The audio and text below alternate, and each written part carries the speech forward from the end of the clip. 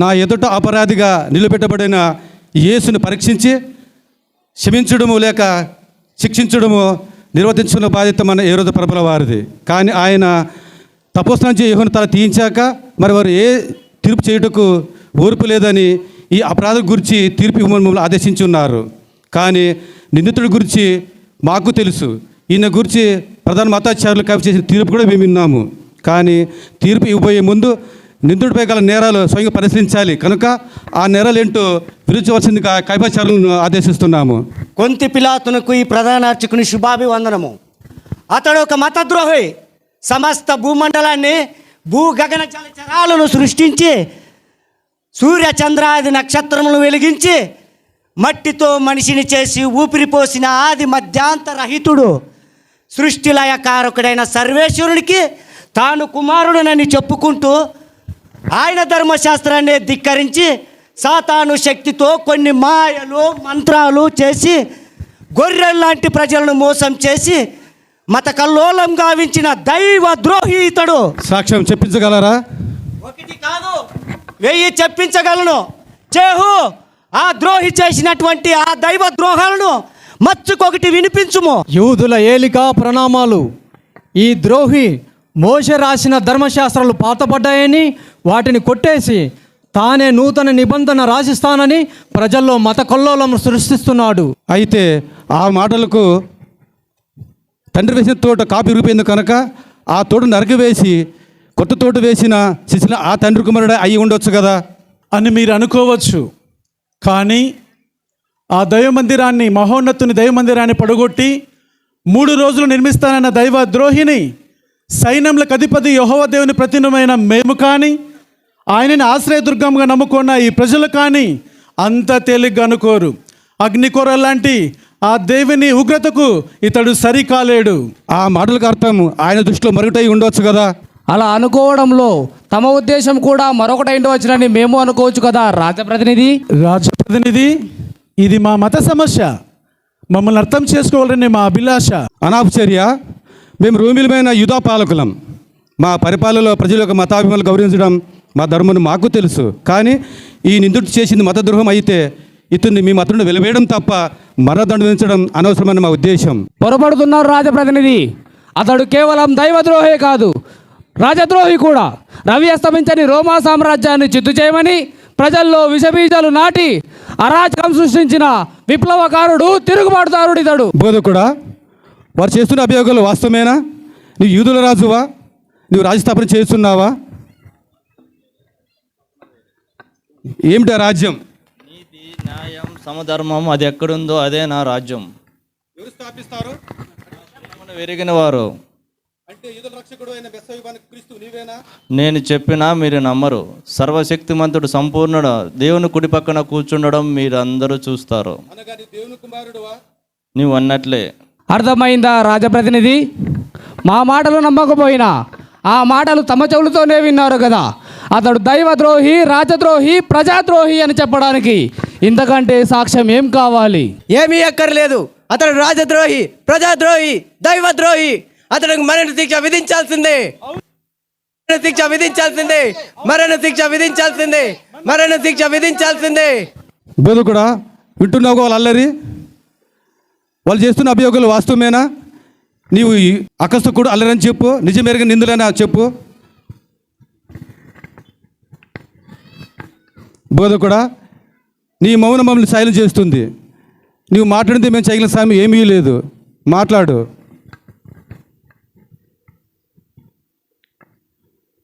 నీ మౌనం మమ్మల్ని, మేము నిన్ను పరీక్షిస్తున్నామా లేక నీ మౌనంతో మమ్మల్ని పరీక్షిస్తున్నావా? ఎంత వెతికినా ఈ దీని యందు మాకు ఏ దోషము కనిపించడం లేదు. మాకే కాదు, ఏ రోజు రాజు సైతం ఏ దోషం కనిపించక తిరిగి మా చెంది పంపించి ఉన్నాడని మాకు ఇప్పుడు అర్థమవుతుంది. కానీ ఇతని మాటలలో దోషమైనట్టు మీరు అందరూ కలవరపడుతున్నారు కనుక ఇతని మీ తృప్తి కోసం ఇతన్ని కొరడ శిక్ష విధిస్తున్నాను.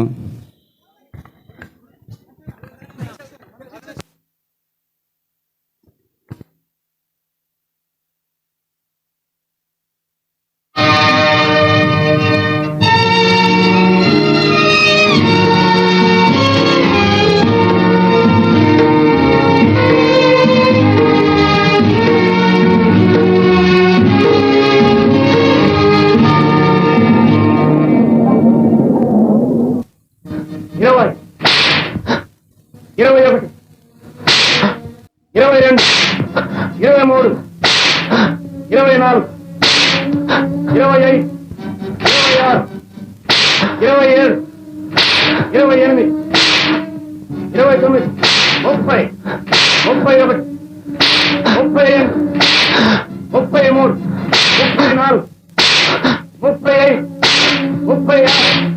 36, 37, 38, 39. చాలు.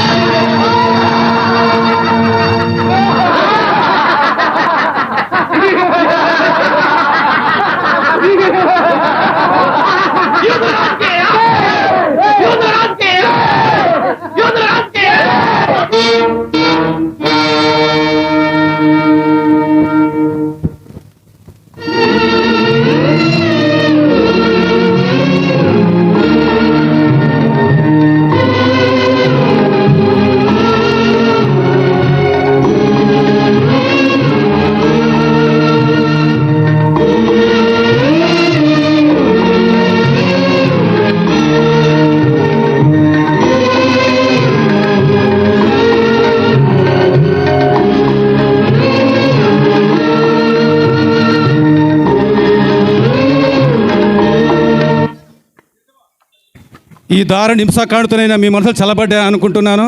లేదు లేదు, అతన్ని సిలువ వేస్తేనే మా గుండెలోని మంటలు చల్లబడతాయి. కాబట్టి అతన్ని సిలువ వేయండి. యేసు సిలువ వేయండి.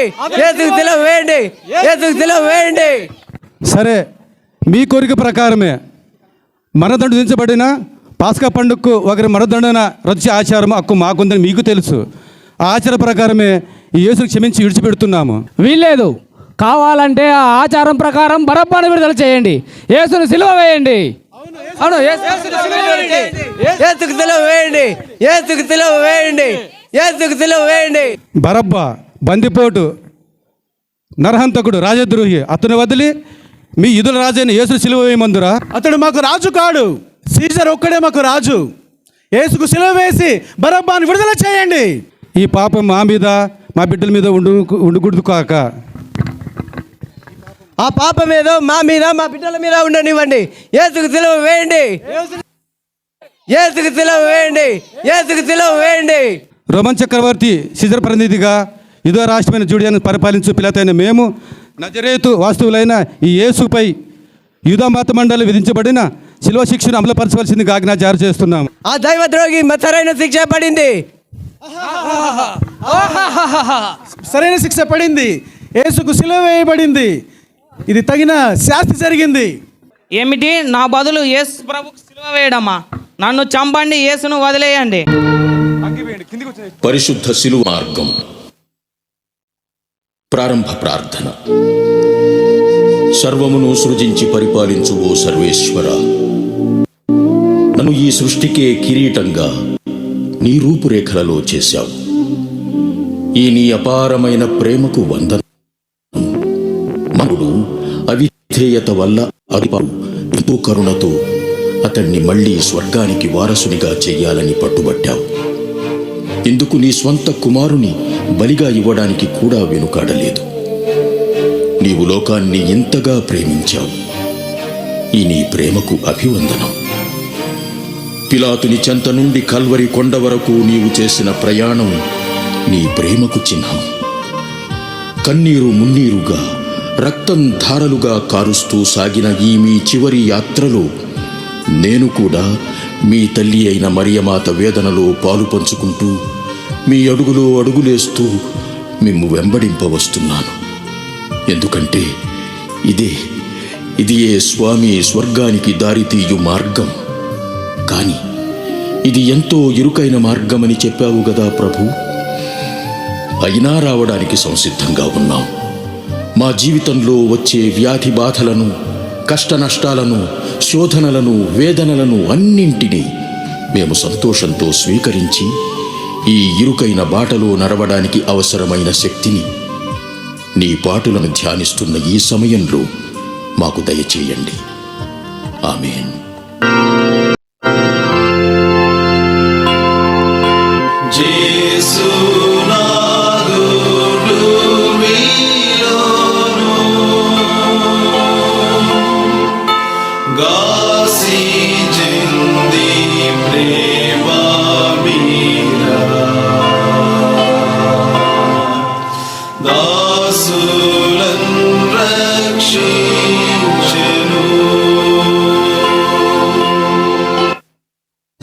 మొదటి స్థలము.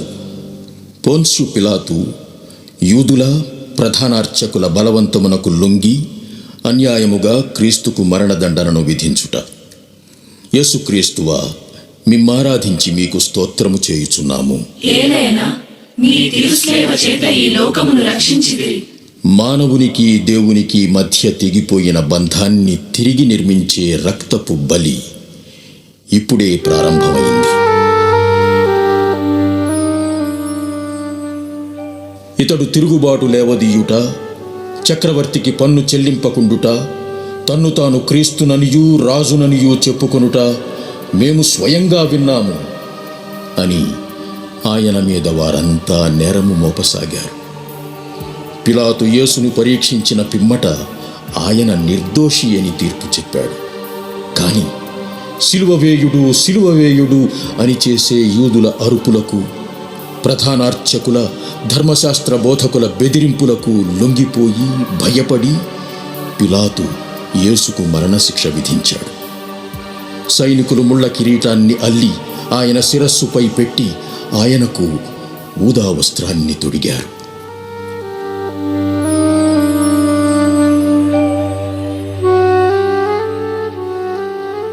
ఓ నా ప్రభువా, నిరపరాధి నిర్దోషి అయిన నీపై దోషి అపరాధి అని ముద్ర వేశారు. ఎంత అన్యాయం! అయినా నీవు పల్లెత్తి మాట్లాడవైతివి. నా దినదిన జీవితంలో కూడా ఎన్నోసార్లు చెయ్యని పాపాలను, ఎరుగని నేరాలను నా తోటివారు నాపై రుద్దుతుంటారు. నన్ను అన్యాయంగా విమర్శిస్తుంటారు. నిరపరాధి అయిన నాపై దోషి అన్న ముద్ర వేస్తుంటారు. ఇట్టి సందర్భాలలో నేను మీలాగే నిశ్శబ్దంగా సహించి వారిని క్షమించి ప్రార్థించే శక్తిని నాకు దయచేయండి స్వామి. ఆమేన్.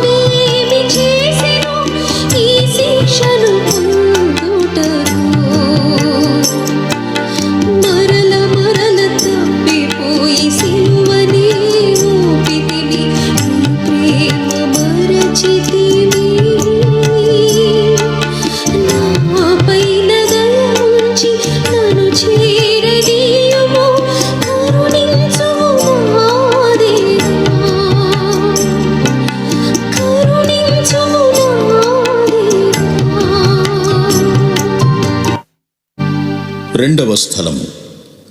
భారమైన శిలువ మ్రానును యేసు ప్రభుని భుజములపైకెత్తుట. యేసుక్రీస్తువా, మిమ్ము ఆరాధించి మీకు స్తోత్రము చేయుచున్నాము. నీ తిరుసేవ చేత ఈ లోకమును రక్షించితిరి. ఎంతో బరువైనటువంటి సిలువను మోయలేక మోస్తూ ముందుకు సాగనారంభించారు ప్రభువు.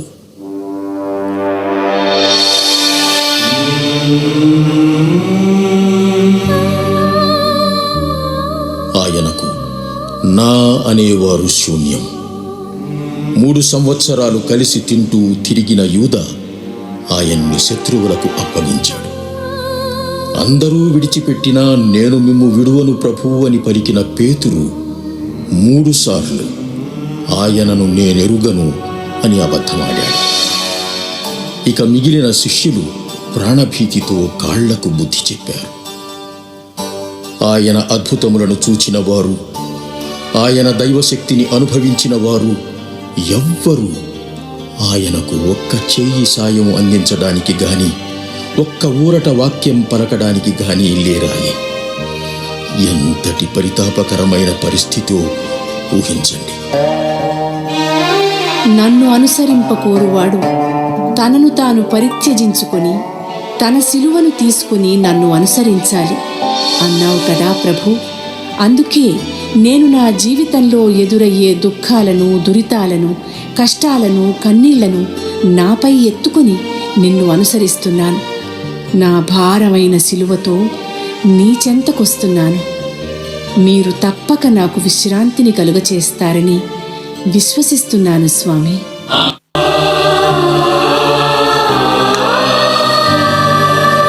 భారమైన సిలువా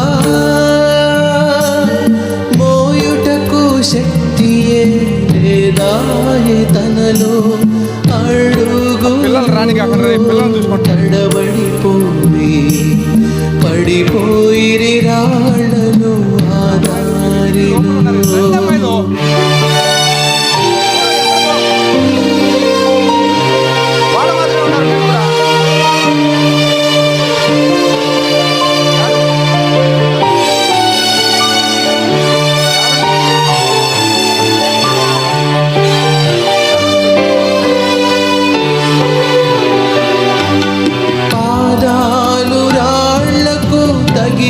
పగిలేను రక్తపు ధార పారే. బంధువులు రారే, స్నేహితులు లేరే, ఆయనకు చేరివా. దుఃఖముతో పొంగెడి కన్నీటి ధారతో వచ్చి తిని ఓదార్పు.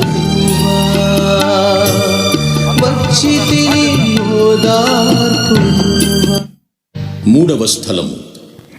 యేసుక్రీస్తు శిలువ భారం మోయలేక మొదటిసారి శిలువ క్రింద పడుట. యేసుక్రీస్తువా, మిమ్ము ఆరాధించి మీకు స్తోత్రము చేయుచున్నాము. ఏలైనా నీ తిరుసేవ చేత ఈ లోకమును రక్షించితిరి.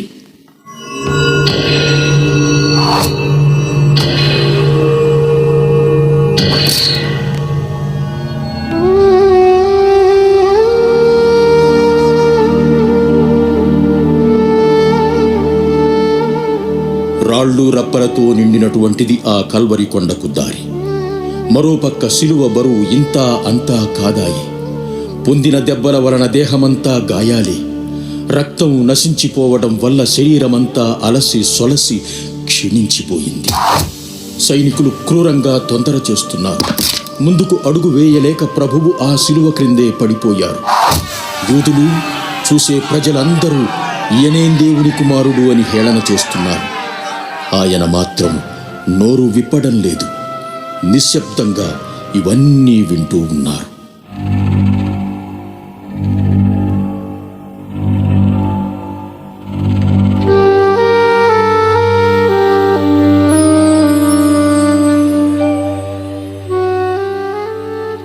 నిజమే ప్రభు. నా జీవితంలో కూడా కొన్నిసార్లు నా కష్టాల సిలువను మోయలేక నేను పడిపోతుంటాను. అట్టి సమయాలలో ఎవ్వరూ నాకు చెయ్యినివ్వడానికి రావడం లేదు. అంతేకాదు, నన్ను హేళన చేస్తున్నారు. నా సిలువ భారం కలిగించే బాధ కంటే వారు అనే సూటిపోటి మాటలు నా వేదనను అధికం చేస్తున్నాయి.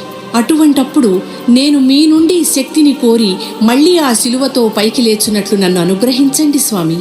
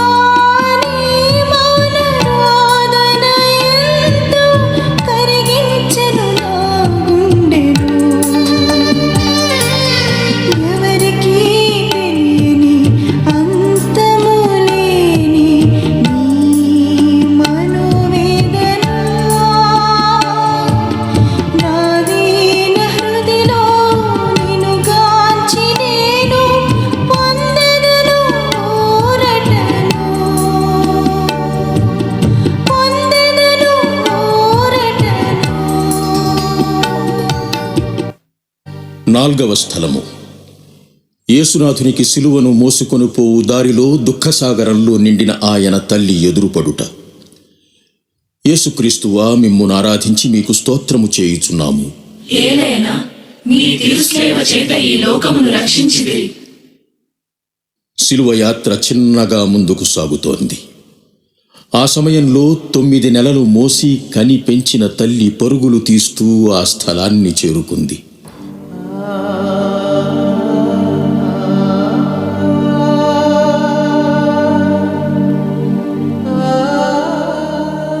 తల్లి కొడుకులు ఒకరినొకరు చూసుకున్నారు. తల్లి హృదయంలో మాత్రం భూకంపం వచ్చినంత కల్లోలం.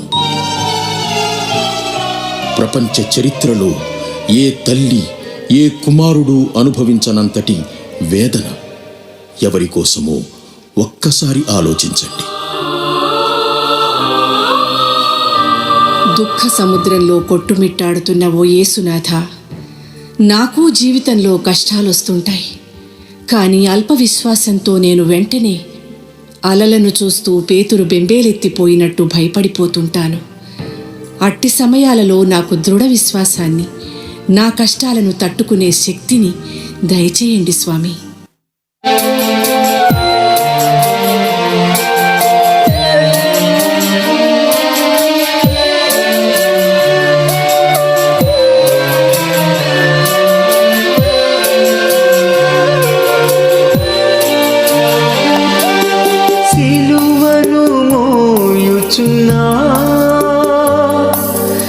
యేసుకు సీమోను భుజమునందించి యూదులందరూ ఒత్తిడి చేయ సీమోను ఈ రీతిన సాయం చేసే.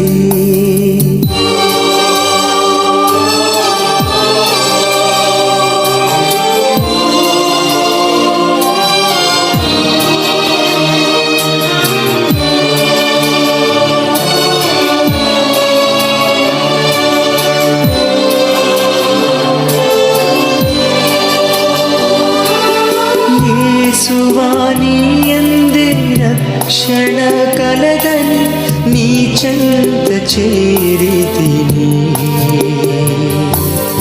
అలసి సొలసిన మాకు ఆశ్రయమొసగిడి నీకే మా వందనం. భూలోకనాథ, నా సిలువ మోయుటకు ఒసగుము శక్తినెప్పుడు,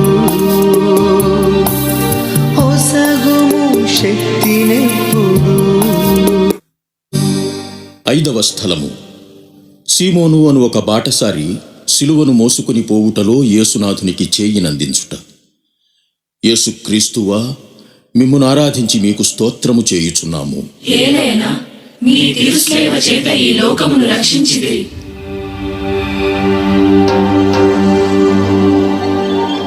యూదులు క్రూరంగా ఇంత భారమైన సిలువతో నడిపించేది మార్గమధ్యంలో ఆయన్ని చంపడానికి కాదు, కొండ ఎక్కిన తర్వాత ఇంకా క్రూరమైన మరణానికి ఆయన్ని బలి చేయడానికి.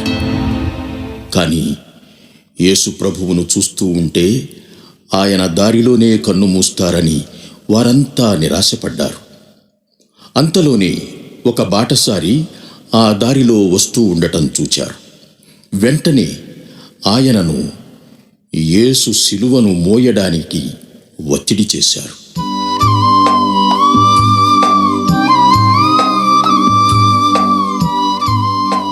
కరుణామయుడైన దేవా, బాటసారి అయిన సీమోను నీకు సహాయం చేయడానికి కొంత జంకాడు. ఈ స్థితిలో నేను కనుక నిన్ను చూచి ఉన్నట్లయితే నీకు సహాయం చేయడానికి వచ్చేవాడిని. మీకు ప్రత్యక్షంగా సహాయం చేసే భాగ్యం నాకు లేకపోయినా నా చుట్టూ ఉన్న ఇరుగు పొరుగు వారిలో మిమ్ము చూస్తూ నా చేతనైనంత సహాయం వారికి చేయగల మంచి మనసు నాకు దయచేయండి స్వామి. ఆమేన్.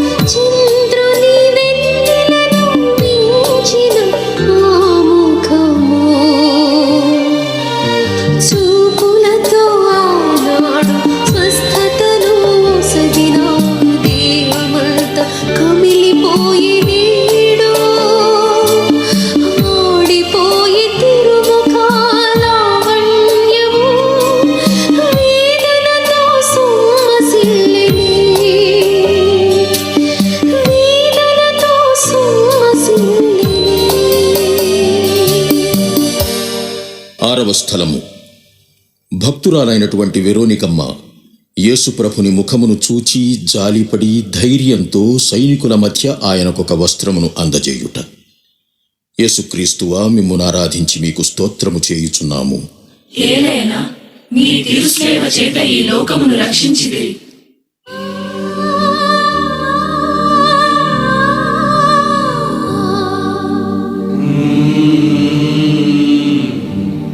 వెరోనికమ్మ యేసుప్రభుని భక్తురాలు.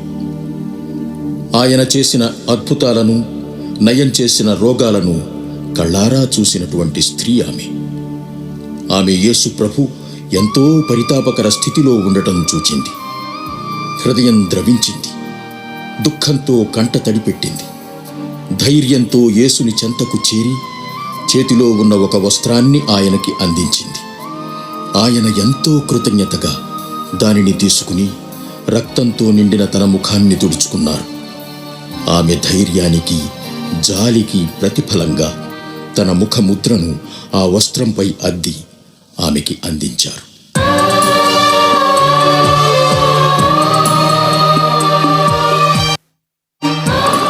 కరుణామయుడైన దేవా, నీకు సాయం చేయు భాగ్యాన్ని పొందిన వెరోనికమ్మ ఎంత ధన్యురాలు. ఆమె వలె నాకు మీ కష్టాలలో సహాయం చేయాలని, ఆ అవకాశం దొరకాలని ఆశిస్తున్నాను. కానీ అవకాశం దొరికినప్పుడు నాలో ధైర్యం నశిస్తుంది. నా జీవితంలో పరోక్షంగా నీకు సహాయం చేసే అవకాశాలను ఎన్నో ఇస్తున్నావు, కానీ నాకు ధైర్యం చాలక ఆ సందర్భాలను ఉపయోగించుకోలేకపోతున్నాను. నీవు ఇచ్చే ప్రతిఫలం ఎంతో గొప్పది. కనీసం అది చూసైనా పరోక్షంగా మీకు సహాయం చేసే భాగ్యాన్ని నాకు దయచేయండి స్వామి.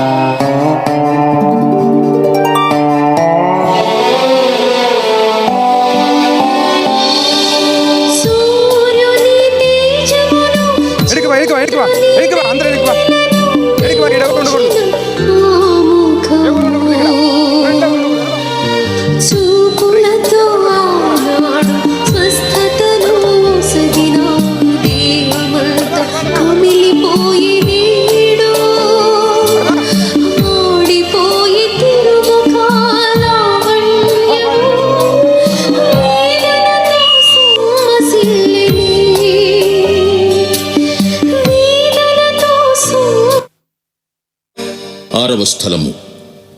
భక్తురాలైనటువంటి వెరోనికమ్మ యేసుప్రభుని ముఖమును చూచి జాలిపడి ధైర్యంతో సైనికుల మధ్య ఆయనకొక వస్త్రమును అందజేయుట. యేసుక్రీస్తువా, మిమ్మును ఆరాధించి మీకు స్తోత్రము చేయుచున్నాము.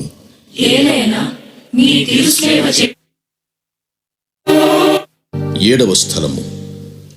యేసుప్రభువు రెండవసారి శిలువ భారం మోయలేక నేలకూరుట. యేసుక్రీస్తువా, మిమ్మారాధించి మీకు స్తోత్రము చేయుచున్నాము.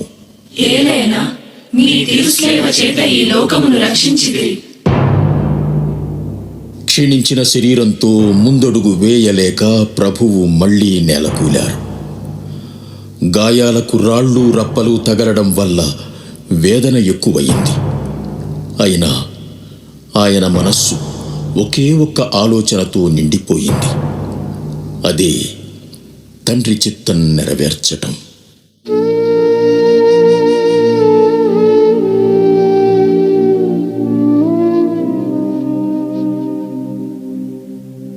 మా పాప భారం మోయలేక పడిపోయిన యేసువా, నిన్ను ఈ విధంగా నేలకూల్చింది మా పాపములే.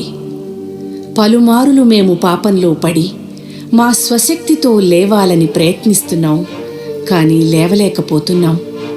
నీ సహాయాన్ని కోరడం మాత్రం మర్చిపోతున్నాం. ఇక ముందైనా కష్టాలలో పడిపోయినప్పుడు, పాపంలో కూరుకుపోయినప్పుడు మీ సహాయానికై మా చేయి చాపేటట్లు మమ్ము ప్రేరేపించండి స్వామి.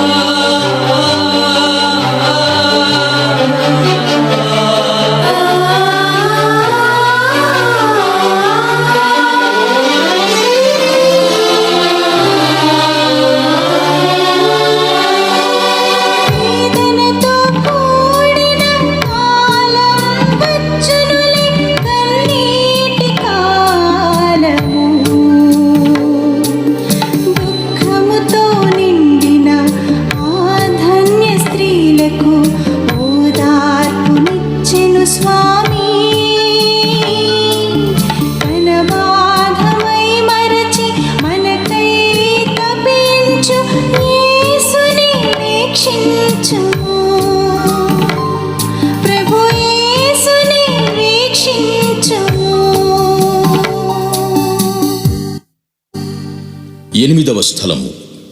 యేసు ప్రభువు తనపై జాలిపడి ఏడుస్తున్న యెరూషలేం స్త్రీలకు ఓదార్పునిచ్చుట. యేసుక్రీస్తువా, మిమ్ము ఆరాధించి మీకు స్తోత్రము చేయుచున్నాము. ఏలైనా మీ తిరుసేవ చేత ఈ లోకమును రక్షించితిరి.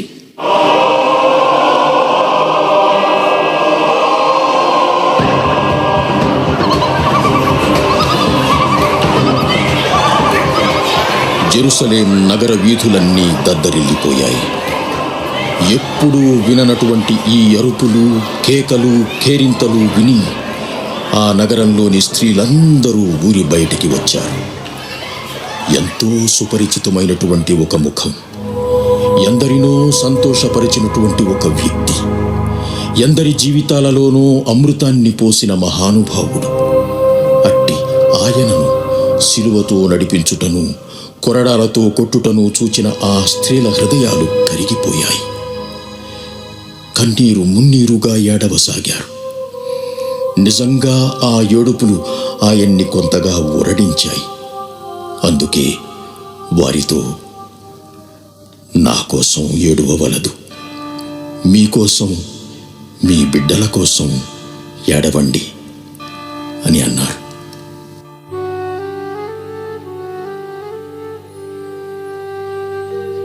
దీనులను ఓదార్చు దేవా, నీవు సహింపరాని వేదనలను అనుభవిస్తున్నా మేము కష్టపడుతుంటే నీవు సహింపలేవు. అందుకే ప్రభు, నీవు బాధపడుతూ రాబో బాధలను మనస్సులో ఉంచుకుని ఆ స్త్రీలను ఓదార్చావు. నా పాపాల కోసమే నీవీ విధంగా శ్రమలను అనుభవిస్తున్నావు. నేను ఈ విషయం గుర్తుంచుకుని నా పాపాల కోసం పేతురు వలె బోరున ఏడ్చే మనసును ఇచ్చి ఇక నుంచి సన్మార్గంలో పయనించే శక్తిని దయచేయండి స్వామి.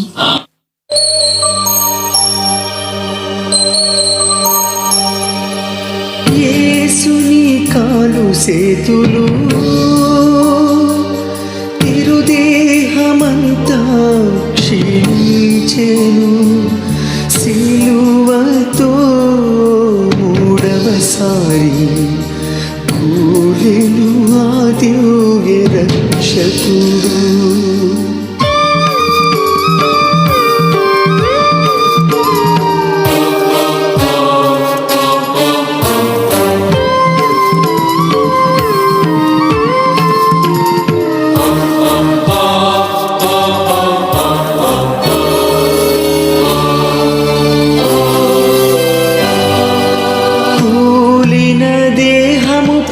వాలిన సిలువతో తన బాధాధికమాయే.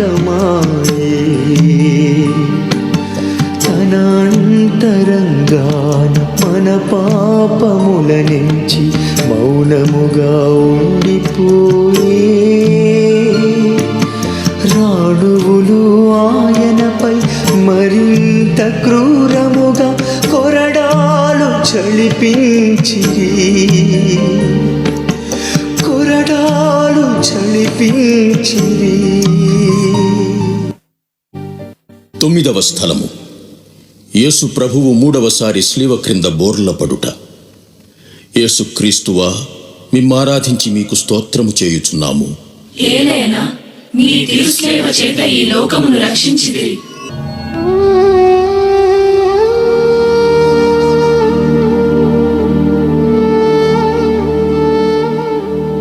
త్వరగా నడవాలని సైనికులు ఒత్తిడి తెస్తున్నారు.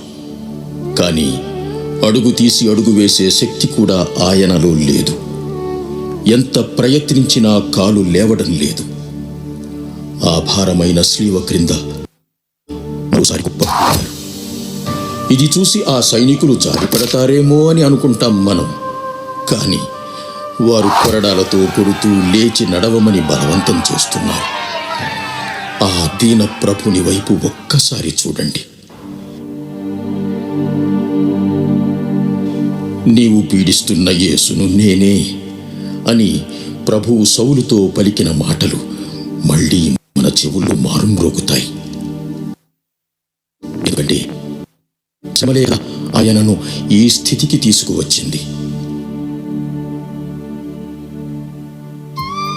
ఓ దేవా, మీరనుభవించే శ్రమల ముందు నేను పొందే కష్టనష్టాలు ఎంతో స్వల్పమైనవే అయినా తరచూ నా జీవిత భారం ఎక్కువ అనిపిస్తుంది. కష్టపడి ఎలాగో ఒక గండం నుండి గట్టెక్కగలిగితే మరొకటి సిద్ధమై నా కోసం ఎదురు చూస్తున్నట్లుంటుంది. ఇవి చూసినప్పుడు నాలో గల ఉత్సాహం, సహనం నశిస్తాయి. నిరాశ పెళ్ళుబుకుతుంది. గొలుసు వలె వచ్చు దురితాలను చూసి పగిలి నిరాశ పడకుండా ధైర్యంతో ఎదుర్కొని సహించే శక్తిని దయచేయండి స్వామి.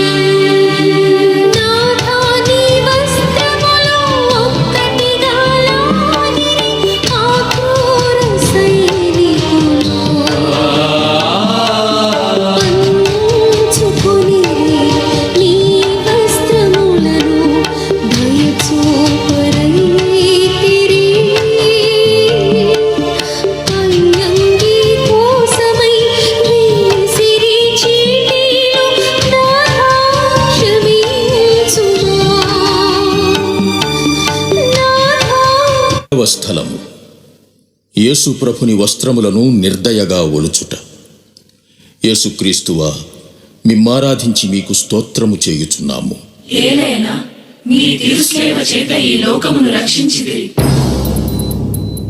ఎలాగో కల్వరి కొండ కొసకు చేరారు. ఇక అంతిమ బలియాగానికి పీఠం సిద్ధమవుతోంది. లేస్తూ పడుతూ సాగిన శిలువ ప్రయాణం వల్ల యేసు రక్తహీనులయ్యారు. శరీరం అంతటా గాయాలి. అందువల్ల ఆ వస్త్రాలు గాయాలను అంటుకొనిపోయాయి. మరి సిలువ వేయుటకు ముందు ఆ వస్త్రాలను తీసివేయాలని ఆ వస్త్రాలను నిర్దాక్షిణ్యంగా లాగారు. అప్పుడు ప్రభువు అనుభవించిన వేదన చెప్పనలవిగానిది.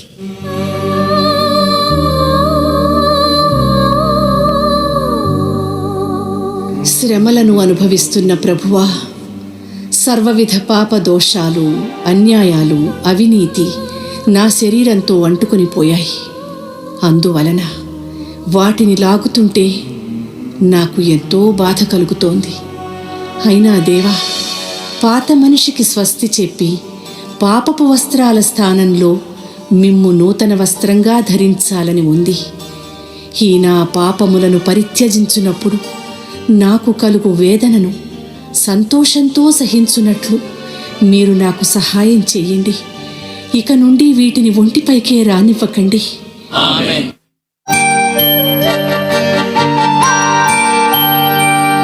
సిలువపై కూల్చివేసిరి, మేకులను కొట్టిరి ఆ చేతులకు. పాపులకు రక్షణనివ్వా వేంచేసిన దివ్య పాదాలకు.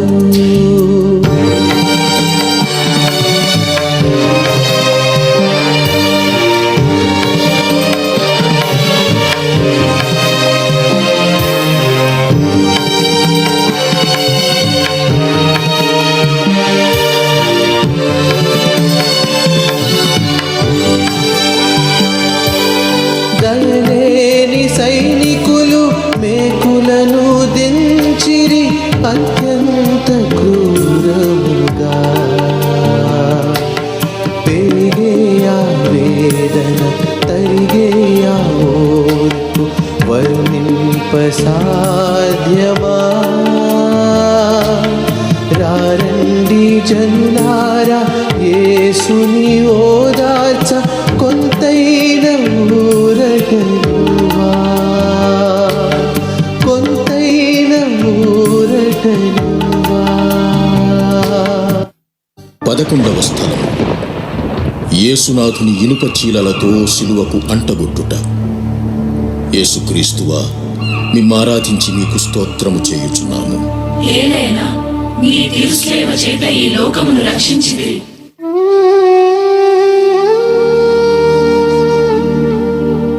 వస్త్రములను ఒలిచిన పిమ్మట నిస్సహాయుడైనట్టి ఆ యేసుని సిలువపై పరుండబెట్టి కాళ్ళు చేతులకు మేకులు కొట్టనారంభించారు.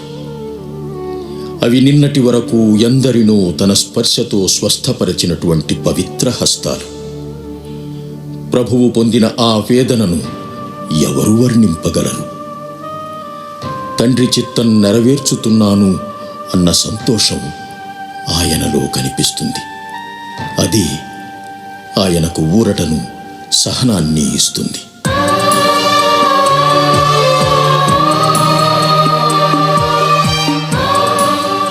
ఓ మా రక్షక, ప్రేమకు మారు రూపంగా నీవీ లోకంలో అడుగుపెట్టావు.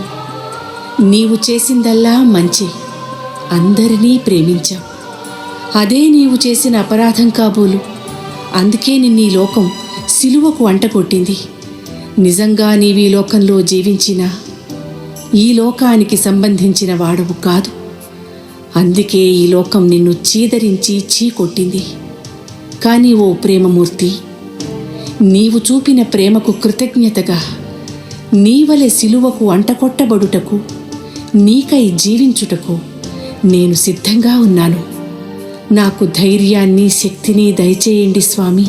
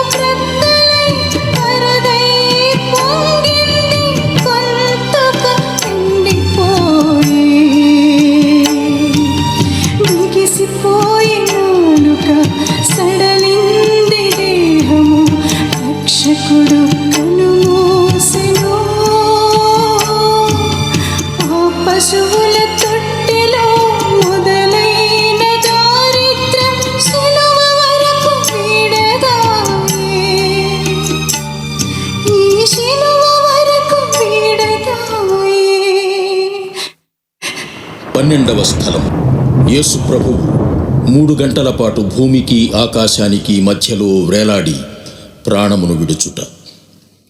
యేసుక్రీస్తువా, మిమ్ము ఆరాధించి మీకు స్తోత్రము చేయుచున్నాము.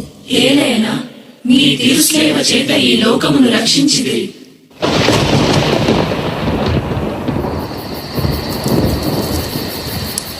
పగలు 12 గంటల నుండి 3 గంటల వరకు ఆ దేశమంతటా చీకటి క్రమ్మెను. ఇంచుమించు పగలు 3 గంటల సమయమున, నా దేవా, నా దేవా, నీవు నన్నేల విడనాడితివి అని బిగ్గరగా కేక పెట్టారు. యేసు ఆ స్థితిలో తన శత్రువుల కోసం ప్రార్థన చేస్తున్నారు. ప్రభు, వీరేమి చేయుచున్నారో వీరికే తెలియదు, కనుక వీరిని క్షమించు అన్నారు. ఆ తరువాత యేసు తన తల్లి వైపు చూచి, ఇదిగో నీ కుమారుడు అని యోహానును చూపించాడు. అలాగే యోహానుకు తన తల్లిని ఒప్పగించాడు. అప్పుడు యేసు, అంతయు సమాప్తమైనది. తండ్రి, నా ఆత్మను నీ చేతికి అప్పగించుచున్నాను అని పలికి కన్ను మూశారు.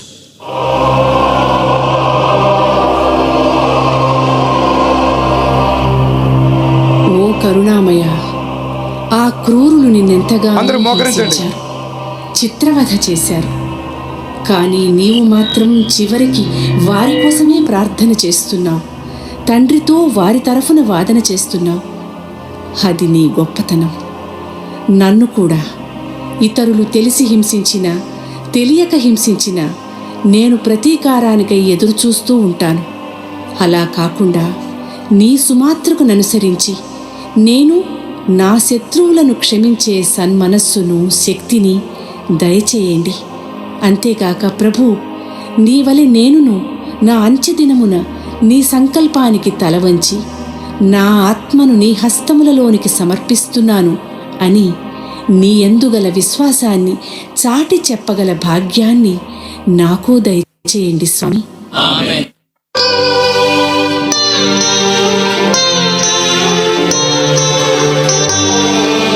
దివ్యమైన పుత్రుని దేహం ఆ తల్లి ఒడిలోనికి దింపబడేను. అల్లాడిపోయని ఆ హృదయం, ఆ దుఃఖం వర్ణింపసాధ్యమా?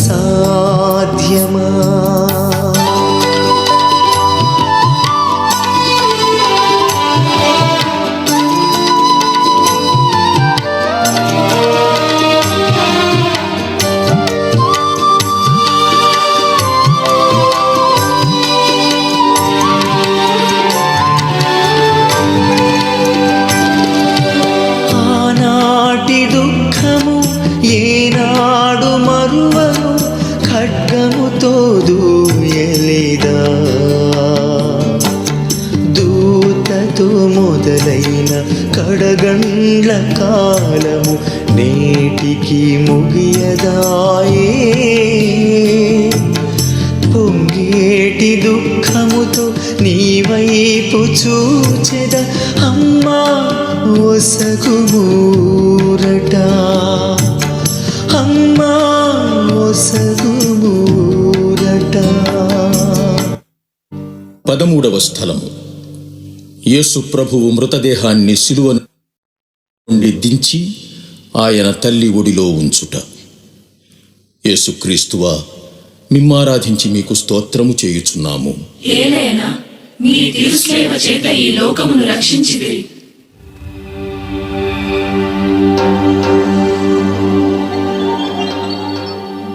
అది పాస్కా పండుగకు ఆయత్తపడు దినము.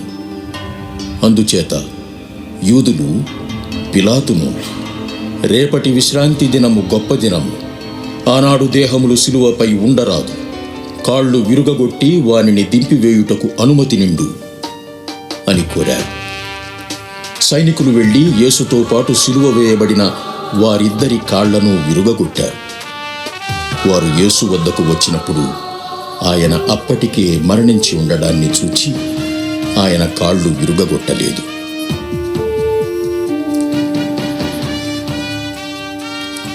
యూదుల పట్టణమగు అరిమతయి నివాసి అయిన యోసేపు అను ఒకడుండెను. అతడు నీతిమంతుడు, ప్రజల ఆలోచనలకు వారి క్రియలకు సమ్మతింపనివాడు, దేవరాజ్యానికై నిరీక్షిస్తూ ఉన్నవాడు. అతడు పిలాతు వద్దకు వెళ్ళి అనుమతి పొంది యేసుని దేహాన్ని సిలువ నుండి దింపి ఆయన తల్లి ఒడిలో ఉంచాడు.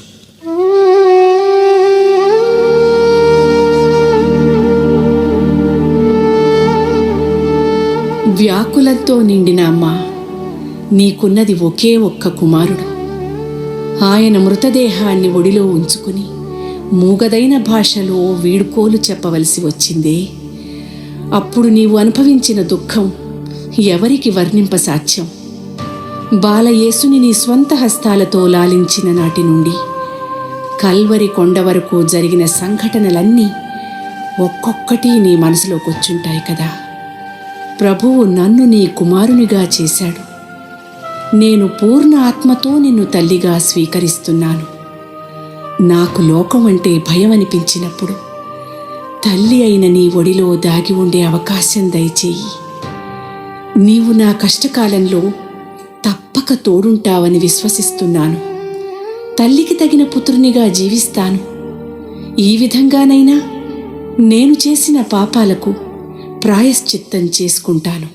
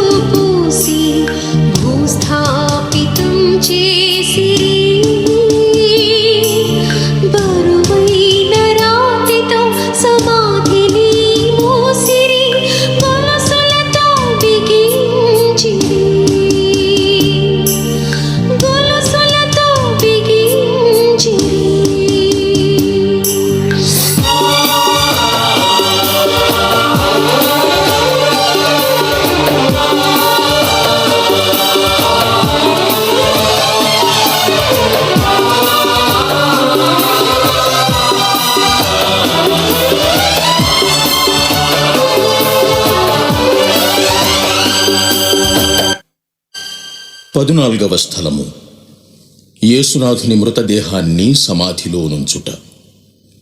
యేసుక్రీస్తువా, మిమ్మును ఆరాధించి మీకు స్తోత్రము చేయుచున్నాము. ఏలైనా నీ తిరుసేవ చేత ఈ లోకమును రక్షించితిరి.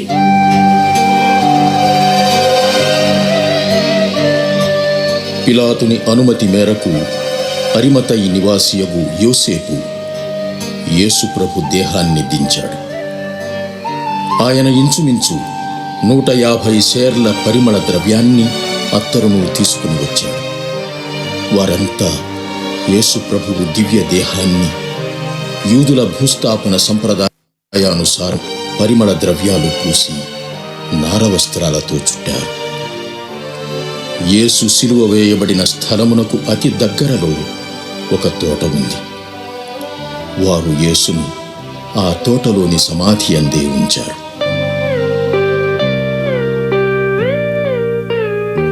అనంత శ్రమలను అనుభవించి మహిమలోనికి ప్రవేశింపనున్న ఓ దేవా, మీతో కలిసి నేను మరణించాలని ఉంది. నా పాత జీవితాన్ని సంస్కరించుకోవాలని ఉంది. 3 రోజులు మీరు ఏ విధంగా సమాధిలో ఉండి ఉత్థానమయ్యారో అదేవిధంగా నేను కొత్త జీవితంలో కొత్తవైన మాటలు, చేతలు, తలంపులతో తిరిగి జన్మించాలని ఆశగా ఉంది. కానీ ప్రభు, నా పాత జీవితాన్ని సమాధిలో ఉంచడం నా స్వంతగా చేయదగిన పనేం కాదు. నీ సహాయం, నీ బలం కావాలి. అప్పుడే నేను తప్పక కొత్త జీవితంలో ప్రవేశించగలను. నీవు నాకు ఆ అనుగ్రహం దయచేస్తావని విశ్వసించి ముందుకి సాగుతున్నాను. మీ ఉత్థానము నాకు ఎల్లవేళలా మంచి చేయుటకు శక్తినిచ్చునుగాక.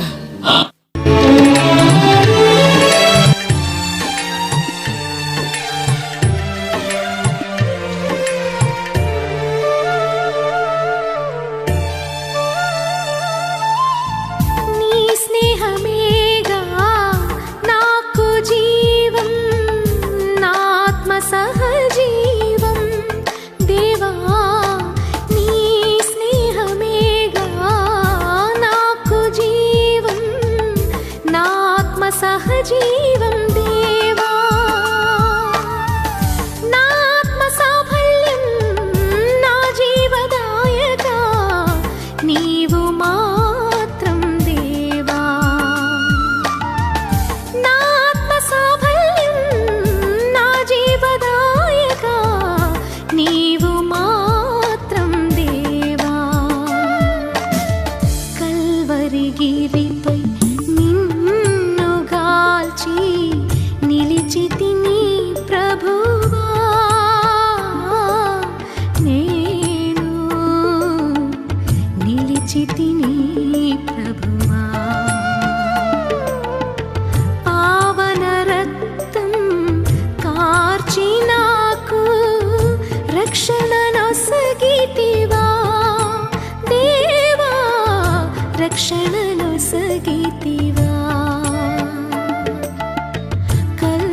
హరిగిరి